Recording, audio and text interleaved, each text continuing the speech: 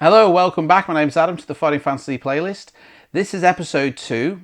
So today we're looking at the Citadel of Chaos.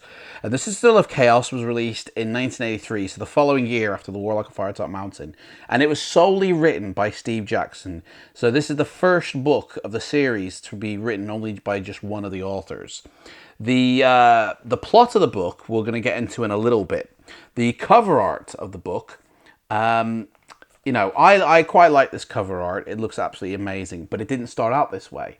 The original sort of illustrator was a guy or a person called Emmanuel, and they produced a very similar looking cover to this, except the creature on the front. Have you ever seen the film Critters? Because it kind of looks like one of them. That was the creature on the front of the cover. Nothing wrong with the front cover in terms, if actually, I'll tell you what, it looked a bit more basic, The castle in the background was a lot more basic, as was the creature, And that was really it.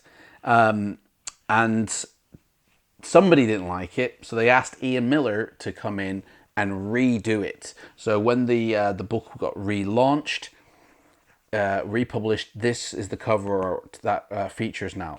Inside on the illustrations, Russ Nicholson was brought back, and I gotta tell you again, if you can see that, I don't know, it's all highly detailed. Again, he did an absolutely amazing job with the interior artwork. So I'm going to read the back cover, and then I'll tell you a little bit about what it is, my thoughts, and then we'll have a quick little playthrough.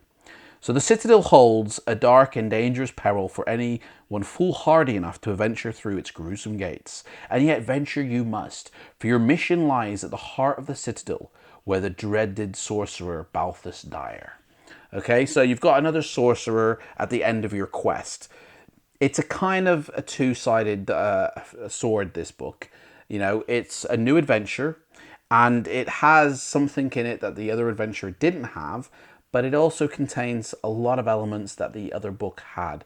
You're fighting a sorcerer at the end of a quest. You got to go through his keep. In this case, it's a citadel, whereas in the Warlock of Firetop Mountain, it was a mountain. But the good thing with this book is you actually get to play as a sorcerer yourself. There is a whole system in it that uses magic. Steve Jackson up to his old tricks again. He, at the same time he's writing this one, was writing his own series called Sorcery.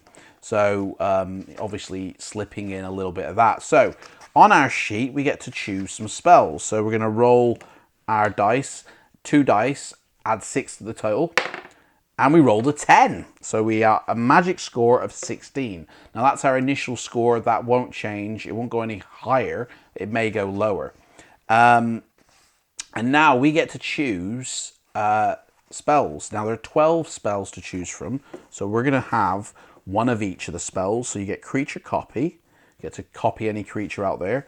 ESP, which can read people's minds. That's great. Fire. Use fire. That's cool. Fool's Gold, so that's pretty cool. Illusion, so I'm gonna create the illusion of something there that's not. Levitation, great for flying. Luck, to increase the luck, yes. Shielding, which I believe creates an invisible shield in front of you. Skill, stamina, strength, and weakness. Well, I'll have one of them. Now that means I get 4 more different ones. So I'm going to have an extra fire, an extra illusion, an extra stamina, and an extra strength. In fact, no, not on strength. I'm going to have an extra luck. Okay? So we're going to use the same character as last time. So we've got a skill of 12, stamina of 15, and a luck of 9. So the basic plot of this is you happen upon a village that is being terrorized by a sorcerer. That sounds a little familiar. And you have been trained as well to in the ways of magic. And so you set off into his citadel to prevent him from, attacking anyone else. And the first picture you come across in the book is absolutely amazing. You've got an ape, on a dog's body, and you've got a dog on an ape's body. I mean, I would love to see these characters in like a film or a TV show, you know, just be as guards to a palace, you know. They are the guards to the Citadel. So you have to basically blag your way past them. So how are we going to blag our way past them? Are we going to pose as a herbalist? Are we going to claim to be a tradesman? Or are we going to ask shelter for the night? You know what? I'm going to ask shelter for the night, I think. So it says here, the ape dog tells you that no one is allowed into the Black Tower after dark. You'll either have to look elsewhere for shelter.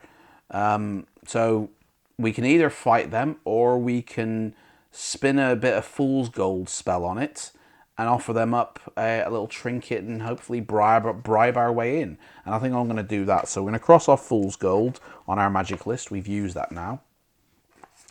And we're going to see if that will get us into the Citadel. I hope so. I haven't actually played this in a while, so I can't remember what happens. They accept your offering and summon the gatekeeper, who opens a small doorway and lets you in. So that's cool. We got in now. That's ace. So we go in, and it says here, you walk forward into a spacious open courtyard surrounded by large walls. Various lights are burning and groups of figurines are shuffling around in the darkness. In the center of the courtyard is a large monument of some kind, perhaps a fountain. That sounds like my living room. Looking across the yard, you can see what to be is the main entrance to the tower. So it asks you, what do you want to do? Do you want to creep around the walls? Do you want to stride boldly across the courtyard? Or do you want to tiptoe through the shadows towards one of the groups? I don't think I want to go to anybody hanging around in darkness, and I don't want to stride boldly across the courtyard. I think I'm going to creep around the wall towards the tower, stay in the shadows, you know, be a bit of a ninja, you know, be undetected. And we've got a picture here of a guy who looks like he's fallen on hard times. Looks like a zombie, actually. So as you creep around the wall, you hear a low groaning noise. And a few meters ahead, you see a shape of a man on the ground, obviously in pain. He calls out for help. Will you approach him? Well, if he is a zombie, I don't really want him attacking me. So we're just going to continue on. I mean, I hope he's a zombie anyway. He could be just a bloke who's, you know, not happy with his haircut or something. The shadow of the wall makes it very difficult to see, and a loose stone slips and you lose your balance. Test your luck. So we're going to roll 2 dice. And if this total is above our own luck, which is 9, we're screwed. Which it wasn't. So we got to deduct 1. So we got a luck of 8. And we were lucky on that instance. So we can continue on. We managed to get our footing back, and we continue on. And that's basically how you play these games.